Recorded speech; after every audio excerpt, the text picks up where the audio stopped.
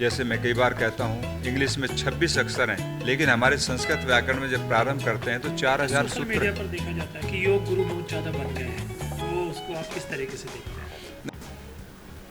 आज हमारे बीच एक ऐसे संत, योगाचार्य और आध्यात्मिक मार्गदर्शक मौजूद हैं जिन्होंने वर्षों से योग, प्राणायाम और भारतीय संस्कृति के प्रचार प्रसार में एक अलग पहचान बनाई है और अपना योगदान दिया है। अंतर्राष्ट्रीय योग दिवस से पहले लोगों को योग के प्रति जागरूक करना और उनके लिए शिविरों का आयोजन करना और समाज को स्वस्थ और सकारात्मक संदेश देना। आज हम जानेंगे इनके जीवन का सफ़र, योग साधना की कहानी, शिष्य गुरु परंपरा, जड़ी बूटियों का महत्व और वह रहस्य जो एक साधारण व्यक्ति को असाधारण बनाता है।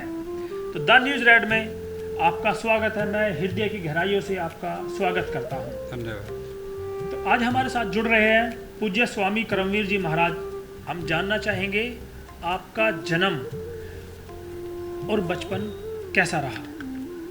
देखिए, हर व्यक्ति का अपना एक जीवन होता है और साधु भी जब घर से निकलता है या घर में रहता है तो उसकी विचारधारा एक अलग होती है, क्योंकि कोई भी चीज़ें एकदम नहीं बनाई जाती। ये पूर्व जन्मों का संस्कार भी होता है, कुछ जन्म के संस्कार होते हैं, उन सबको मिला करके हमारा जो प्रारंभिक जीवन है उसका सफ़र प्रारंभ होता है। तो मैं समझता हूँ मेरा जो प्रारंभिक जीवन है बहुत अच्छा रहा और मैं हमेशा ही धार्मिक कार्यों में व्यस्त रहता था और शायद मुझे ये मालूम था कि मुझे आगे चल कर के एक साधु लाइन को पकड़ना है और मैंने उसी को पकड़ा और आज मैं उसी रास्ते पर आगे बढ़ रहा हूँ। आपका अध्यात्म की तरफ झुकाव कैसे आया? देखिए, होता क्या है कि जीवात्मा अनादि है। जी। सृष्टि के प्रारंभ से न जाने हमने और आपने कितने जन्म लिए, कितने बार इस शरीर को छोड़ा है। तो ऐसी अवस्था में हर जन्म के संस्कार हमारे साथ में संचित होते चले गए और जब व्यक्ति संसार में आता है तो वे सारे संस्कार उसके उद्भूत होते हैं और फिर उन कार्यों को उन पर चलना प्रारंभ कर देता है। तो मैं समझता हूँ ये पूर्व जन्म का एक संस्कार था और जहाँ पर मेरा जन्म हुआ वहाँ पर एक आश्रम था, मैं आश्रम में ही रहता था। साधु संत वहाँ पर बहुत आते थे, उनका सानिध्य मिला, उनसे सत्संग हुआ और उनसे जो संस्कार मिले उन सब ने मुझे आध्यात्म की ओर प्रेरित किया। स्वामी जी, आपके गुरु कौन रहे? देखिए, वैसे तो प्रारंभ से लेकर के अनेक गुरुओं ने हमको शिक्षा दी है, लेकिन फिर भी पढ़ाई छोड़ने के पश्चात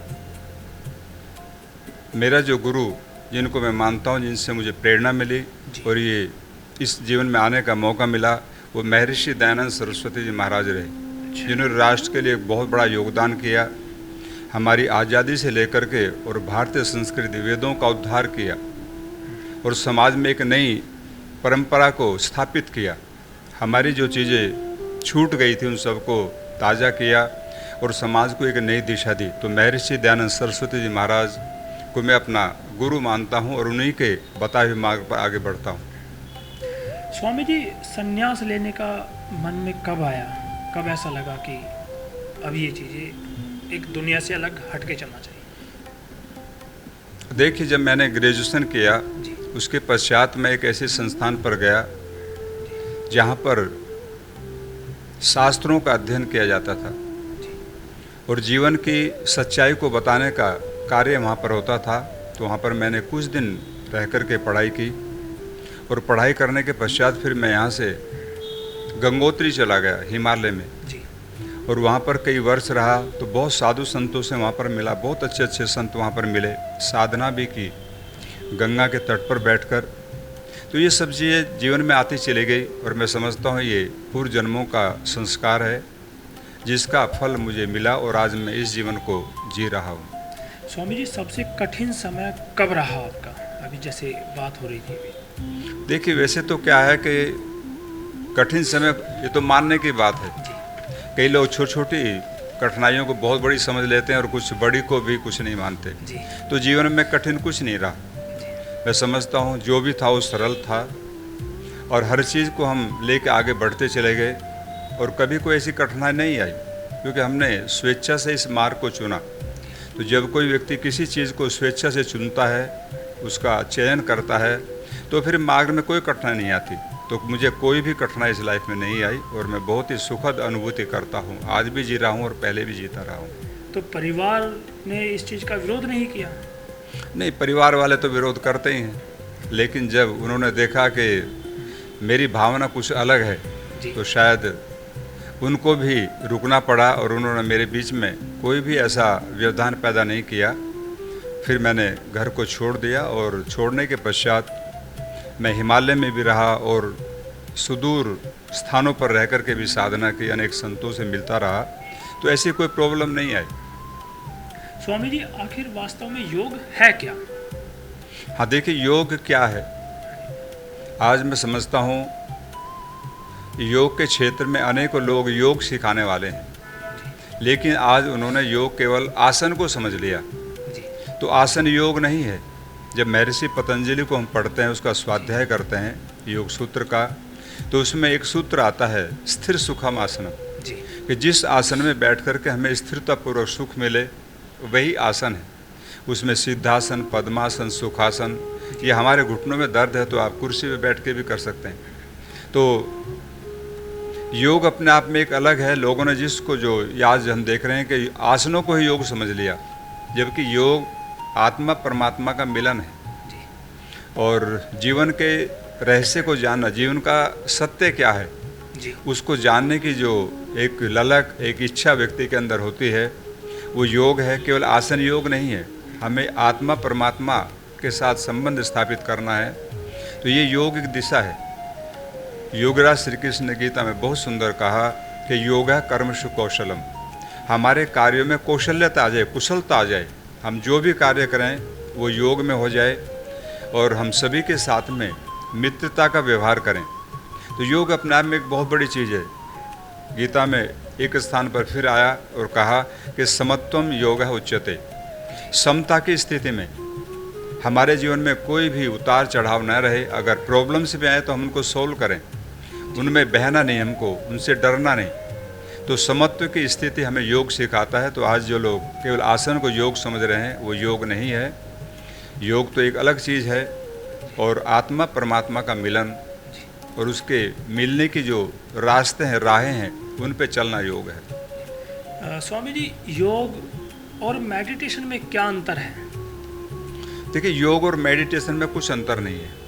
अगर हम मूल से देखें, जो आज के योग सिखाने वाले हैं वो तो केवल आसन को ही योग समझते हैं जी।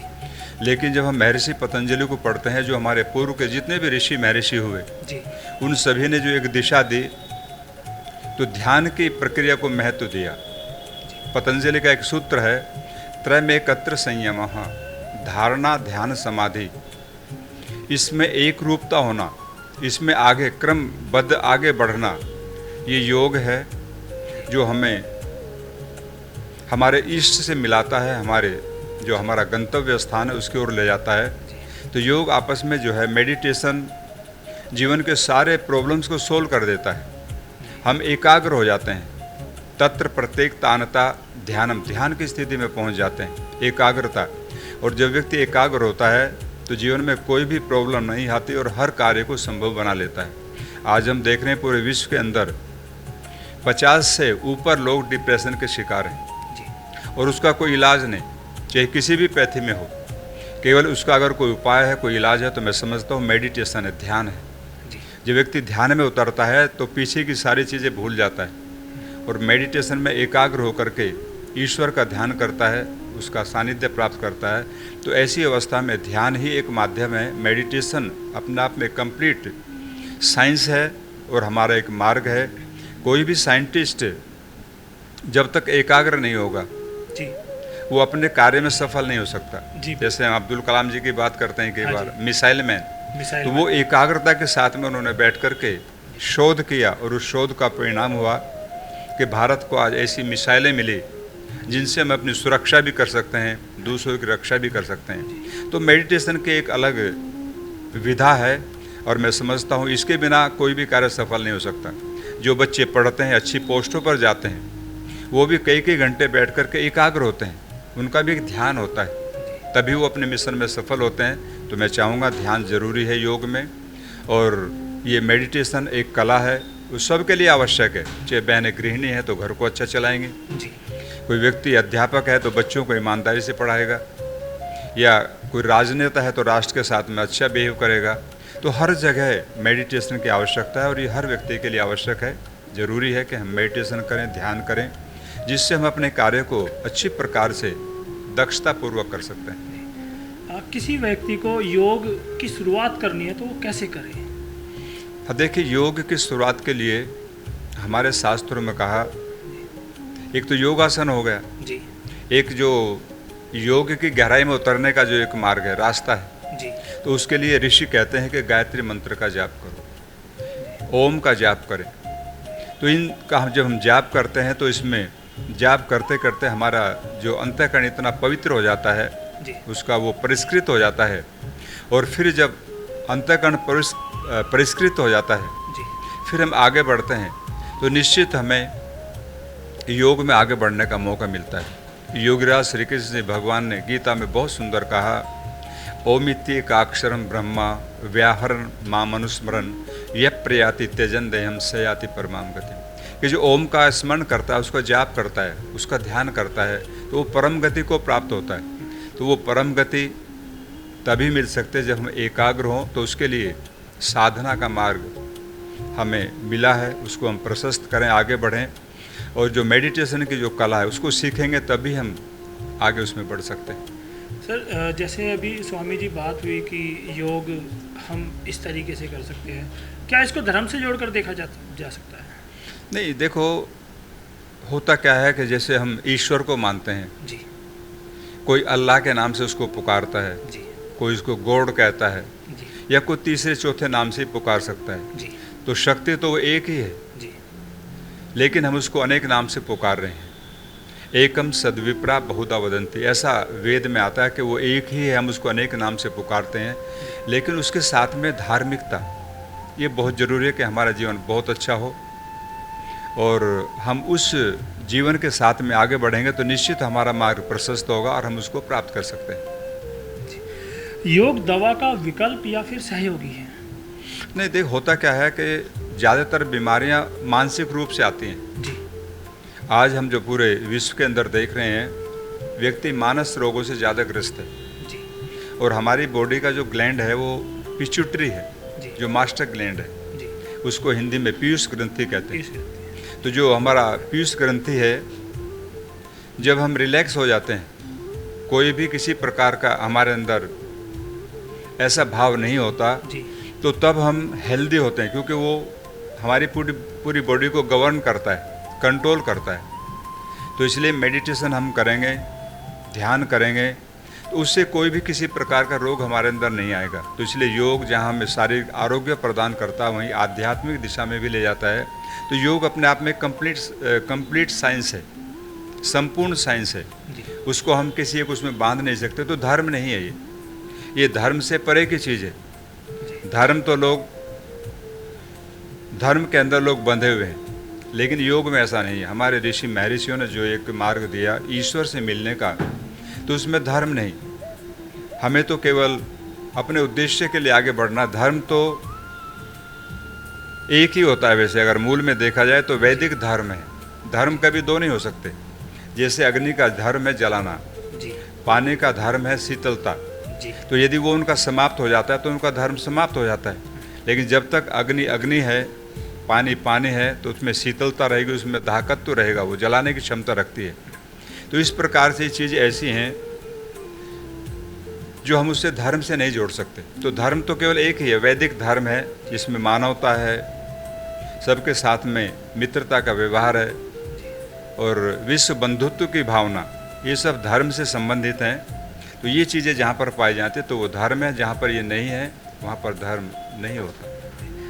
स्वामी जी, ऐसे कौन कौन से रोग हैं जिनको योग के द्वारा नियंत्रित किया जा सकता है? हाँ, देखिए, prevention is better than cure. रोग नहीं आए उसके लिए हम योग करें, जी और कोई प्रॉब्लम आ गई है तो उसको दूर करने के लिए भी योग करें। तो मैं समझता हूँ कि ऐसी कोई भी बीमारी नहीं है जो योग के द्वारा हम दूर नहीं कर सकते। होता क्या है कि योग करने से हमारी बॉडी की रेजिस्टेंस पावर, रोग प्रतिकारक क्षमता बढ़ती है, और तो जब रोग प्रतिकारक क्षमता हमारी अच्छी होती है तो ऐसी अवस्था में कोई भी रोग हम पर आक्रमण नहीं कर सकता, और योग यही करता है। योग से हमें हमारी रोग प्रतिकारक क्षमता बढ़ती है, और जब रोग प्रतिकारक क्षमता हमारी अच्छी होती है तो फिर कोई भी बीमारी हमें नहीं आ सकती। इसलिए हम कहा करते हैं कि योग एक और रोग अनेक। सारी बीमारियों को निर्मूल किया जा सकता है और आने से रोका भी जा सकता है। तो ऐसा कुछ नहीं है, लेकिन दो चीज़ें हैं उसमें भी, एक रोग होता है और एक भोग होता है। एक जानने की चीज़ है, लोग सोचते हैं कि हर बीमारी ठीक क्यों नहीं होती, व्यक्ति बीमारी से ग्रस्त होकर के क्यों चला जाता है, शरीर को छोड़ देता है।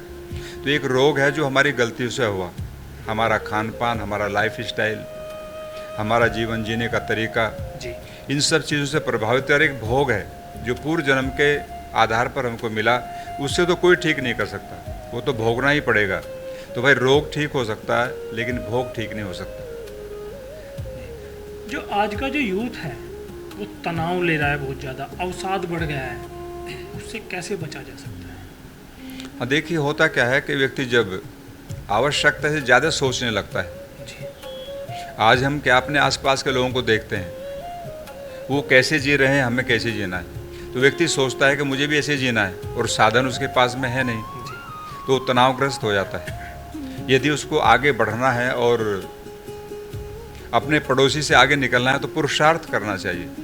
हम पुरुषार्थ तो करते नहीं हैं, हम क्या सोचते हैं कि कहीं से अनायास ही कुछ हमको मिल जाए, उसको प्राप्त करने के लिए व्यक्ति फिर तनावग्रस्त होता है, वो तनाव में आता है। तो ऐसी अवस्था में उसका जीवन बड़ा दुभर हो जाता है। तो इसलिए तनाव से दूर हटने के लिए तो योगाभ्यास प्राणायाम तो करना ही है, मेडिटेशन भी करना है, लेकिन साथ में हमें पुरुषार्थ करना है, मेहनत करनी है। अब एक विद्यार्थी मेहनत करता है, पुरुषार्थ करता है तो टॉप कर देता है। दूसरा विद्यार्थी उतनी मेहनत नहीं कर पाता, वो उससे कम मार्क्स लेके पास होता है। तो ये तो दुनिया है, संसार है, इसमें जो जितनी मेहनत करेगा उतना ही वो उसको अचीव कर सकता है। जो IAS UPSC की परीक्षा में बच्चे बैठते हैं, उसको पास करते हैं, वो 15-20 घंटे लगातार पढ़ते हैं, मेहनत करते हैं। लाखों व्यक्ति बैठते हैं लेकिन सेलेक्ट होते हैं कुछ कम लोग। तो जिनका पुरुषार्थ अधिक होता है, जिनकी मेहनत अच्छी अधिक होती है, वे लोग उसमें सफल हो जाते हैं। फिर उनको तनाव करने की आवश्यकता नहीं है। तनाव वही करता है जो पुरुषार्थ कम करता है और प्राप्ति ज़्यादा चाहता है। तो इसलिए हमें अपनी मेहनत के अनुसार ही जो मिला है उसमें हमें संतोष करना चाहिए। यही इसको निर्मूल करने का साधन भी है, और तनाव से हम रहित रह सकते हैं। स्वामी जी, आज के समय में देखा जाता है कि आज का जो यूथ है वो सोशल मीडिया पर इतना ज़्यादा एक्टिव है कि वो मानसिक दबाव ले रहा है, चीज़ें जिस तरीके से हो रही है वो कर नहीं पा रहा है, तो उससे कैसे निकला जा सकता है? देखिए, जो एक ये मोबाइल है आजकल, ये भी एक तनाव का कारण है जी। हमारा एक शरीर है, एक मशीन नहीं है। तो व्यक्ति कई कई घंटे लगातार उसमें कुछ ना कुछ देख रहा है, तो उसमें पॉजिटिव चीज़ें भी हैं, नेगेटिव भी हैं। तो जब व्यक्ति उसको लगातार देखेगा और उन्हीं भावों में रहेगा तो निश्चित वो तनावग्रस्त होगा। ये मोबाइल बहुत अच्छी चीज़ है यदि हम उससे अच्छी कुछ चीज़ लेना चाहते हैं, लेकिन अगर नेगेटिव साइड में आप जाएंगे, नकारात्मक चीज़ों को आप देखेंगे, तो नकारात्मक चीज़ें हमेशा व्यक्ति को नर्क की ओर ले जाती हैं, हमारे जीवन को भार बना देती हैं। तो हमें हमेशा उसका प्रयोग करना है, लेकिन उसका इतना प्रयोग करना है जितना हमारे लिए आवश्यक है। तो उससे हम उसके तनाव से बच सकते हैं और उसका जो दुष्प्रभाव है हमारे ऊपर नहीं होगा। स्वामी जी, आप योग के साथ साथ आयुर्वेद को कितना महत्वपूर्ण मानते हैं, कितना तरजीह देते हैं? देखिए, योग और आयुर्वेद एक ही सिक्के के दो पहलू हैं। यदि हम योग के साथ में आयुर्वेद का भी सहारा लेते हैं तो मैं समझता हूँ और अधिक लाभ हो सकता है। वैसे तो योग अपने आप में कंप्लीट है, लेकिन फिर भी अगर हम चाहते हैं कि हमें जल्दी लाभ मिले और कोई बड़ा रोग है तो उसके साथ में आयुर्वेद का भी हम सहारा लें, क्योंकि आयुर्वेद भी हमारी एक प्राचीन विधा है। महर्षि चरक और सुश्रुत, इन्होंने जो हमको ग्रंथ दिए हैं वो बड़े अमूल्य हैं। हम जो आप देखते हैं, जो भी हमें पेड़ पौधे नज़र आते हैं, कोई भी वनस्पति हमें दिखाई दे रही है, वो सारी आयुर्वेद की चीज़ें हैं। या हमारे जो किचन है, किचन में जो भी सामग्री रखी है जी वो सभी आयुर्वेद से प्रेरित है, आयुर्वेद की चीज़ें हैं। तो इसलिए योग और आयुर्वेद यदि हम उसको एक साथ लेकर चलते हैं तो बहुत अच्छा है, क्योंकि आयुर्वेद का कुछ साइड इफेक्ट नहीं होता। जी जैसे मानसिक किसी को विकार है तो आप ब्रह्मी जी का प्रयोग कर सकते हैं, शंख पुष्पी है, जटामासी है, उस्तक खद्दूस है, बहुत सी ऐसी चीज़ें हैं जिनका हम सहारा ले सकते हैं। साथ में योग भी करें तो ज़्यादा बेनिफिट होता है। तो इसलिए योग और आयुर्वेद मैं समझता हूँ दोनों ही एक ऐसे योग हैं जो हमारे जीवन के लिए बहुत उपयोगी। और मैं चाहूँगा कि हमारे जो भी भाई बहन इस कार्यक्रम से जुड़े हैं वे इनका प्रयोग करें। एक तो आज चिकित्सा बहुत महंगी है। जी कोई भी व्यक्ति किसी चिकित्सक के पास जाता है तो वहाँ जाने से पहले उसको एक लिस्ट दी जाती है कि आप अपने इतने चेकअप करा के आइए। जी तो उनके चेकअप कराने में इतना पैसा खर्च हो जाता है, व्यक्ति आगे दवा खरीदने के लिए उसके पास पैसा नहीं बचता। ऐसा नहीं बचता जी, बिल्कुल। तो ऐसी अवस्था में फिर हम क्या करें? तो हमारे ऋषियों ने जो विधा हमको दी है आयुर्वेद और योग, इसमें कुछ भी खर्च नहीं होता। मैं तो लोगों को सिखाता हूँ कि हमारे पास में जो पेड़ खड़े हैं आप उन्हीं से अपना आरोग्य प्राप्त करें, उनका यूज करें। किचन में जो सामग्री रखे उसका आप प्रयोग करें। जैसे मैं लहसुन की बात करता हूँ, लहसुन में हम जो आहार लेते हैं उसमें 6 रस होते हैं, जी लेकिन लहसुन में अकेले में 5 रस हैं। तो ये कोलेस्ट्रॉल को नहीं आने देता, गैस्ट्रिक ट्रबल को दूर करता है, 80 प्रकार के दर्दों को ठीक करता है। तो एक लहसुन की बात कर रहा हूँ, लेकिन हमारे तो किचन में बहुत चीज़ें रखी हुई हैं। तो मैं उन सबसे लोगों का परिचय कराता हूँ कि आप इन चीज़ों को जानिए और बाहर की महंगी दवाई पर ज़्यादा विश्वास मत रखो, इन्हीं से आप ठीक हो सकते हो। तो योग और आयुर्वेद अपना में एक अच्छी विधा है। हमारे ऋषियों ने हमको जो इसका ज्ञान कराया, इसका अवबोध कराया, तो मैं समझता हूँ बहुत बड़ी देन है। इसलिए हम उन ऋषियों के आज ऋणी हैं। जी अभी जो देखा जाता है कि जैसे एक आयुर्वेदिक दवाइयाँ होती है, दूसरी तरफ हम देखेंगे कि अंग्रेजी दवाइयाँ होती है। आयुर्वेदिक के मुकाबले अंग्रेजी दवाइयाँ जल्दी असर कर देती है, क्योंकि उन्हें जल्दी ही सारी चीज़ें चाहिए होती है। तो ऐसे ही मानसिक स्थिति बन चुकी है, तो उस पर क्या कहेंगे? देखिए, उसमें कुछ ऐसे सॉल्ट होते हैं जी जो खाने के बाद बहुत शीघ्रता से डिज़ोल्व हो जाते हैं जी और जाकर के हमारे नस नाड़ियों में एक ऐसा भाव पैदा कर देते हैं, ऐसा प्रभावित करते हैं उनको, जिससे हमें रोग महसूस नहीं होता। वो स्टेरॉइड होते हैं। मैं भी लहसुन की बात कर रहा था। जी सबसे ज़्यादा अगर नेचुरल स्टेरॉइड कहीं है तो लहसुन के अंदर है, हल्दी के अंदर है, शिलाजीत में पाया जाता है। तो इसका भी प्रयोग हम कर सकते हैं, लेकिन उसके अंदर जो है सॉल्ट बहुत तीक्ष्ण होते हैं, जो खाने के 1 घंटे में जाकर ही वो डिज़ोल्व हो जाते हैं और बॉडी को प्रभावित करते हैं। लेकिन वे चीज़ें हमारे लिए हार्मफुल है। लाभ तो हमें दिखाई देता है, बहुत जल्दी हो रहा है उसका, लेकिन निकट भविष्य में जाकर के उसका दुष्परिणाम है। ऐसे बहुत से डॉक्टर हमको मिले एलोपैथी के, जिन्होंने बताया कि हमारे पास में दवाइयाँ तो हैं, लेकिन हम रोगों को दबाते हैं, उसको हम समाप्त नहीं कर सकते। जिससे थायराइड की बात करते हैं जी तो थायराइड में वो आपको टैबलेट देंगे और ये बताएंगे कि आप आज से लेकर के जब तक आपका श्वास चला तब तक आपको दवाई छोड़नी नहीं। तो ये कोई दवाई तो नहीं हुई, फिर जी ना कोई इलाज है। तो ऐसी अवस्था में हमको ऐसा इलाज करना है जिससे हमारा रोग दूर हो जाए। तो एलोपैथी एकदम लाभ तो करती है, जी लेकिन रोग को स्थायी रूप से समाप्त नहीं करती। लेकिन आयुर्वेद उसके रूट पे जाके काम करता है। आयुर्वेद का सिद्धांत है कि वात पित्त कफ, ये 3 दोष होते हैं, इन पर जो जाके काम करे तो उसको रूट से रोगों को समाप्त करते हैं, तो केवल आयुर्वेद है। तो इसलिए हम आयुर्वेद का सहारा ले सकते हैं और हम उसका विरोध नहीं करते एलोपैथी का। अगर कहीं आवश्यक है तो वहाँ लेना चाहिए, जी मैं कभी इसका विरोध नहीं करता। लेकिन हाँ, ये ज़रूर है कि यदि हम आयुर्वेद से इलाज करते हैं तो उसका कोई दुष्प्रभाव नहीं होता, कोई साइड इफ़ेक्ट नहीं होता। वो हमेशा हमारे लिए उपयोगी है, सहयोगी है। तो आप उसका भी इलाज ले सकते हैं जब ज़रूरत पड़े, लेकिन स्थायी रूप से अगर आप ट्रीटमेंट लेना चाहें तो आयुर्वेद के साथ जाएं। अगर एक व्यक्ति को स्वस्थ रहना है तो उसकी कैसी दिनचर्या होनी चाहिए? देखिए, स्वस्थ रहने के लिए बहुत आवश्यक है कि हमारा लाइफ स्टाइल बहुत अच्छा हो। आज हम देख रहे लोगों को, उनका न तो कोई सोने का समय है और न ही खाने का समय है, जी न उठने का समय है। तो इसलिए ऐसी अवस्था में जो हमारा लाइफ स्टाइल है, जी हमारी जो दिनचर्या है, वो सुबह 4 बजे से प्रारंभ होनी चाहिए। हम सुबह 4 बजे उठें, उठने के पश्चात में विद्यार्थी हैं तो अपना पढ़ें, पानी पिए उठ करके, जी और शौचादि से निवृत्त होकर के अपना योगासन प्राणायाम करें, ध्यान करें, और रात्रि में 9 बजे के बाद न सोएं। 9 बजे से पहले सो जाना चाहिए। तो एक ही अच्छी लाइफ के लिए है, लेकिन आज लोग, उनका कुछ सोने का समय नहीं है। रात के 12, 1 बजे, 2 बजे लेट खाते हैं, फिर लेट सोते हैं। तो ऐसी अवस्था में फिर वो भोजन डाइजेस्ट नहीं होता, और मैं समझता हूँ जो बीमारियाँ आज बढ़ रही हैं, ये सब उसी की देन है कि हमारा लाइफ स्टाइल अच्छा नहीं है, और फिर हम दवाई खाते हैं। लेकिन दवाइयाँ कभी भी स्वास्थ्य नहीं दे सकती, सहयोगी तो हो सकती हैं, जी लेकिन आपको पूर्ण स्वास्थ्य प्रदान करे ऐसा नहीं हो सकता।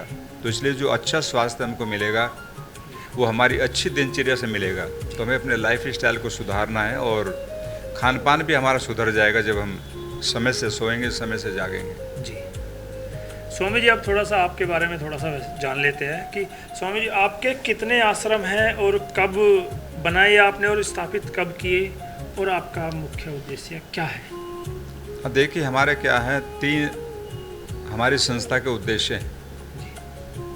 एक है योग और आयुर्वेद, गुरुकुलीय शिक्षा, जी और गो संवर्धन। हमारी जो भारतीय नस्ल की गायें हैं, जिनकी हर चीज़ उपयोगी है, तो हम इन 3 विषयों पे काम करते हैं। जी तो इसलिए योग और आयुर्वेद तो आप देख ही रहे हैं, जी हम जहाँ भी जाते हैं इन पे चर्चा करते हैं, लोगों से उनको बताते हैं, समझाते भी हैं। जी दूसरा गौ संवर्धन। हमारी जो भारतीय नस्ल की गायें हैं, उनकी हर चीज़ उपयोगी है।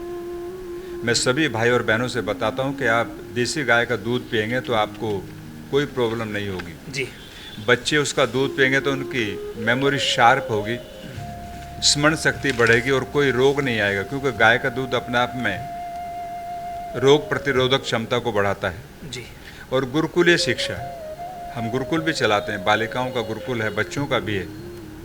तो उसमें हम ये शिक्षा देते हो, 3 विषयों पर हम काम करते हैं। तो ये राष्ट्र की नींव है, तीनों चीज़ें। तो मैं समझता हूँ कि हमें बच्चों को गुरुकुल में पढ़ाना चाहिए, और गाय जरूर पालें।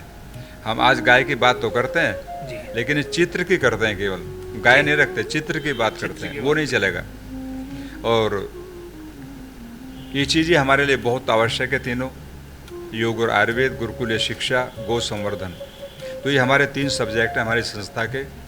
और हमारे 2 आश्रम हैं, एक लोनावाला महाराष्ट्र, जो बहुत ही सुंदर रमणीक जगह है, वहाँ पर है, और एक ये पुरकाजी, जो हरिद्वार से गंगा नहर बहती है उसके किनारे पर है। जी तो वहीं पर हम रह कर के सेवा कार्य करते हैं, और जो भी सामाजिक कार्य हमारा होता है वहीं से संचालित होता है। हाँ स्वामी जी, अभी जैसे आपने शिक्षा की बात की तो उस पर थोड़ा सा बात कर लेते हैं। जैसे स्कूल कॉलेजेस खुले हुए हैं, एक आपके भी स्कूल है, तो उसमें ऐसा क्या अलग है, बच्चों को क्या सिखाया जाता है? देखिए, गुरुकुलीय शिक्षा जो है, वहाँ पर संस्कार दिए जाते हैं। जैसे मैं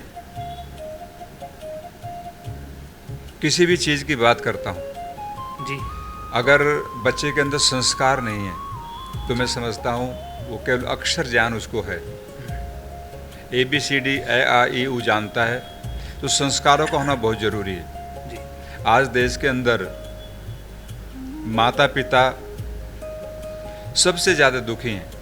जी आए दिन आप भी देखते हैं, मीडिया के व्यक्ति हैं, हाँ जी कि माता पिता के साथ में बच्चे कैसा बिहेव कर रहे हैं, जी कैसा व्यवहार उनका है। तो ये चीज़ें बिना संस्कार के हैं। जब बच्चों में संस्कार नहीं होगा तो वे अपने बड़ों का या माता पिता का सम्मान नहीं करेंगे। तो जो गुरुकुलीय शिक्षा, वहाँ पर संस्कार दिए जाते हैं, वहाँ की शिक्षा अलग है। आप कभी जाकर वहाँ पर देखेंगे तो उनका अनुशासन, जी उनका लाइफ स्टाइल, उनका खाने का तरीका, उनकी हर चीज़ उनको वहाँ पर वही दी जाती है जो उनके शरीर के लिए, स्वास्थ्य के लिए उपयोगी होती है, उनके मस्तिष्क के लिए अच्छी होती है। और गुरुकुलों में क्या होता है कि अधिकांश चीज़ें कंठ की जाती हैं। जैसे मैं कई बार कहता हूँ, इंग्लिश में 26 अक्षर हैं, लेकिन हमारे संस्कृत व्याकरण में जब प्रारंभ करते हैं तो 4000 सूत्र हैं जी और वो कई लाइन के भी हैं, छोटे भी हैं, बड़े भी हैं। जी तो जब तक बच्चा उनको याद नहीं करेगा, कंठ नहीं करेगा, तो उसका पाठ आगे नहीं बढ़ेगा। तो इसलिए गुरुकुल की जो शिक्षा वो एक अलग है। उसका बच्चे का मस्तिष्क, दिमाग इतना घिस जाता है कि वो जो भी याद करता है, जो भी पढ़ता है उसी को याद कर लेता है। तो 10-10 हज़ार चीज़ें बच्चों को याद हैं, लेकिन स्कूलों में तो नहीं मिलेगा। वहाँ तो छोटी सी पुस्तक को देख करके वो घबरा जाते हैं। तो वहाँ पर संस्कार दिए जाते हैं, वहाँ पर पढ़ने का तरीका, उनकी ग्रामर अलग होती है। जैसे हम लोक में देखते हैं, आज उन बच्चों को जब मैं कहीं लेके जाता हूँ तो मैं उनसे पूछता हूँ कि बच्चों ये जो बोल रहे हैं इनमें कितनी गलतियाँ हैं इनकी हिंदी में। तो बच्चे कहते हैं इसमें तो बहुत त्रुटियाँ हैं, बहुत गलतियाँ हैं, ये अनुस्वार नहीं लगाते और मात्राओं का प्रयोग ठीक से नहीं कर रहे हैं। तो गुरुकुल में जो सिखाया जाता है वो ग्रामर की दृष्टि से अच्छा होता है और संस्कार मेन होते हैं। गुरुकुल का कोई भी पढ़ने वाला विद्यार्थी, बालक बालिकाएं कभी भी एक तो बेरोजगार नहीं हो सकते, क्योंकि इतना हुनर जानते हैं वो। बाहर निकलने के बाद में लाखों रुपए तो उनके लिए सामान्य है महीने में। लेकिन जो स्कूल कॉलेज के छात्र हैं वो लाखों रुपए की नौकरी के लिए भागते फिरते हैं, फिर भी नहीं मिलती उनको। तो उनका जीवन और इनका जीवन में बहुत अंतर होता है। उनमें संस्कार होते हैं, राष्ट्र के प्रति प्रेम की भावना होती है, माता पिता के प्रति भी उनका एक अलग दृष्टिकोण होता है, जो इन बच्चों का नहीं होता। तो ये चीज़ें बहुत ज़रूरी हैं और वो मैं समझता हूँ गुरुकुलों में देखने को मिलती हैं। अन्य जो संस्थान है शिक्षा के, वहाँ पर ये देखने को नहीं मिलता। अच्छा, एक बात, जब आपके वीडियोस भी हम देख रहे थे कि आंखों पर पट्टी बांध देते और तब अक्षरों को पढ़वाया जाता है तो बता देते, उसका क्या एक थोड़ा सा बताना चाहेंगे? हाँ, देखिए हमारे जो बच्चे गुरुकुल में, हमने उनको ऐसी विधा सिखाई है, मिड ब्रेन। तो वो जो 3 भाषाएं उन्होंने पढ़ी, जैसे हिंदी, इंग्लिश, संस्कृत, 3 भाषाओं का उनको बोध है। तो इनमें तीनों में से किसी भी भाषा की पुस्तक आप ले आएंगे तो आंखों पर पट्टी बांधेंगे, पहले कॉटन लगाएंगे, फिर पट्टी लगाएंगे और वो उसको ऐसे ही पढ़ना शुरू कर दें जैसे हम और आप देख के पढ़ रहे हो। तो ये एक मिड ब्रेन है। आपने सुना होगा शिव जी का त्रिनेत्र जागृत हो गया था जी। तो तीसरा नेत्र यही था, मेधा प्रज्ञा। मेधा प्रज्ञा। तो जो हमारी बुद्धि है वो इतनी प्रखर हो जाती है जी। और हम आंख बंद करके भी कुछ भी पढ़ सकते हैं, कुछ भी देख सकते हैं। तो ये आंतरिक एक विकास है। कहते हैं ना, अंदर एक जो दृष्टि है वो उससे पढ़ते हैं और उससे देखते हैं। वो आर्ट भी बनाते हैं बच्चे, बहुत अच्छी चित्रकारी भी करेंगे। कलर पर पट्टी बांधने के बाद, हाँ, कलर उनके पास में रख देते हैं, तो जो कलर उनको चाहिए उसी को उठाएंगे और उसी से वो भरना प्रारंभ कर देंगे। अगर ग्रीन पत्ती है तो हरा कलम उठाएंगे, रेड है तो रेड उठाएंगे। उनको बताने की आवश्यकता नहीं, फिर वो अपना उसको कंप्लीट करके आपको देंगे। तो ये सारी विधाएं योग की हैं। इसलिए हमारे गुरुकुल में जो 2-2, 3-3 क्लास के बच्चे हैं वो 1-1 घंटा मेडिटेशन करते हैं। उससे उनका ध्यान परिपक्व हो जाता है और फिर वो, ये ध्यान की विधा है, तो ध्यान में जाकर के फिर वो देखते हैं और कोई भी चीज़ ऐसी पढ़ देते हैं जैसे हम देख के पढ़ रहे हैं। अच्छा, चलिए इसके बारे में तो विस्तार से चर्चा करेंगे।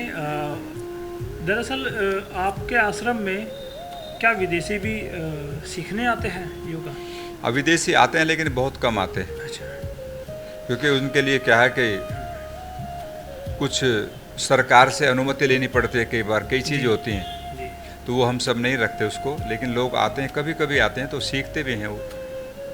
और ज़्यादातर मैं समझता हूँ तो हमारे भारतीय लोग ही होते हैं, या भारत मूल के लोग जो बाहर रहते हैं वो भी आते हैं।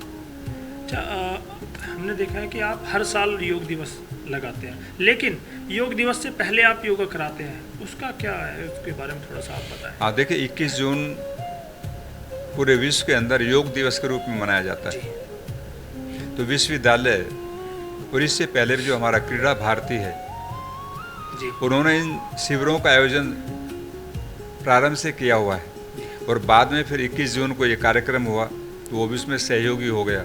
तो अब विश्वविद्यालय और क्रीड़ा भारती दोनों मिलकर के उस शिविर को लगाते हैं और उसका कारण ये है कि हम जब 6-7 दिन पहले से लगाते हैं तो योग करने वाले परिपक्व हो जाते हैं और फिर जब 21 जून होता है तो उसमें अच्छी तरह से वो पारंगत हो जाते हैं, पूरे साल करते हैं, फिर उसको दूसरों को सिखाते भी हैं। तो 21 जून योग दिवस के रूप में मनाया जाता है पूरे विश्व के अंदर।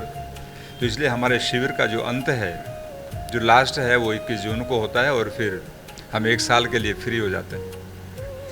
तो चौधरी चरण सिंह विश्वविद्यालय ही आपने क्यों चुना, क्या उद्देश्य है? हाँ, देखिए हमने नहीं सुना, ये तो क्रीड़ा भारती ने सुना, तो क्रीड़ा भारती की ओर से इसमें लगाया जाता। और वैसे भी मैं समझता हूँ कि ये बहुत सुंदर ग्राउंड है CCS का, आसपास में हरे भरे वृक्ष, और जब प्रातःकाल पक्षियों की आवाज़, विशेषकर जब मोर बोलते हैं जी तो एक आनंद की अनुभूति होती है। और जब तक योग करने वाले का मन प्रसन्न नहीं हो तो मैं समझता हूँ अच्छी तरह योग हो नहीं सकता और योग का पूरा लाभ नहीं मिलेगा। तो भाई ये CCS चौधरी चरण सिंह विश्वविद्यालय एक बहुत ही सुंदर प्रांगण उसका, और वहाँ के सारे अधिकारीगण, क्रीड़ा भारती, सब लोगों ने मिलकर के इसका आयोजन किया और नगर वासियों उसका लाभ मिलता है। इनकी भावना यही है कि भाई हमारे नगर के लोग स्वस्थ कैसे रहें। अपने बारे में तो हर व्यक्ति सोचता है, लेकिन दूसरे के बारे में उसका विचार अच्छा हो, अच्छे भाव हो, तो यही तो मनुष्यता है। तो उनका ये भाव बना और फिर हमें उन्होंने निमंत्रित किया तो हमने भी आना प्रारंभ कर दिया, और हमें भी आनंद आता है क्योंकि हम भी चाहते हैं कि हमारे देश का नागरिक स्वस्थ रहे, उसको मानसिक रूप से भी स्वस्थ हो, शारीरिक दृष्टि भी हेल्दी हो। तो ये सभी चीज़ें जब होते हैं तो अच्छा लगता है। तो हम इसीलिए यहाँ पर योग सिखाना आते हैं कि लोगों का बड़ा प्रेम भाव है नगरवासियों का, और एक नहीं, मैं समझता हूँ बहुत परिवार हैं नगर के ऐसे जो हमें आमने सामने से पहचानते और जानते हैं, तो अच्छा लगता है। अच्छा स्वामी जी, जैसे अब 21 जून को विश्व अंतर्राष्ट्रीय योग दिवस है, मनाया जाता है, लेकिन वो एक दिन मनाने के बाद या कुछ 10-15 दिन मनाने के बाद चीज़ें फिर वही पटरी पर आ जाती है, उनके लिए क्या संदेश देना चाहेंगे आप? हाँ, देखिए ये क्या ना, एक परंपरा है। होता क्या है, जब हम किसी चीज़ को एक दिन भी करते हैं जी तो उसके संस्कार हमारे चित्त में आते हैं। जब बार बार उसके बारे में सुनते हैं, बार बार रिपीटेशन होता है, तो हमें लगता है कि नहीं, योग करना चाहिए। इसलिए हम 7 दिन का आयोजन करते हैं ताकि लोगों के दिमाग में चीज़ बैठ जाए कि भाई ये एक दिन की वस्तु नहीं है जी ये तो हमें अपने जीवन के अंदर लेके आना उसको। जैसे हम भोजन करते हैं, जी पानी पीते हैं या कोई भी खान पान करते हैं, तो ऐसे अपने जीवन में इसको इंक्लूड करना है।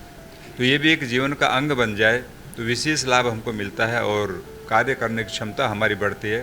तो इसलिए हम 7 दिन पहले से प्रारंभ करते हैं, 21 जून को लास्ट होता है, तो लोग उसमें परिपक्व हो जाते हैं और मैं समझता हूँ 1 साल तक लगातार करते रहते हैं। अच्छा, जैसे आपके स्कूलों में योग भी सिखाया जाता है, पढ़ाई भी होती है, तो क्या आपको नहीं लगता कि हर एक स्कूल में योग सिखाया जाना चाहिए? हाँ, देखिए योग सिखाया जाना चाहिए और गवर्नमेंट इसके लिए काफ़ी प्रयास भी कर रही है। योगी जी ने भी किया, मोदी जी भी प्रयास कर रहे हैं, लेकिन जब तक इसको हम रोज़गार से नहीं जोड़ेंगे, होता क्या है, ठीक है योग तो आप कर लेंगे जी जैसे विश्वविद्यालय में भी योग सिखाया जाता है और भी बहुत संस्थान योग सिखा रहे हैं, जी लेकिन उनको जब तक रोज़गार नहीं मिलेगा, उनको हम रोज़गार से नहीं जोड़ेंगे योग को, तो उसके प्रति हमारा जो आकर्षण है वो नहीं बनेगा। और जब तक आकर्षण किसी चीज़ के प्रति नहीं होता तो उसमें रुचि व्यक्ति कम लेता है।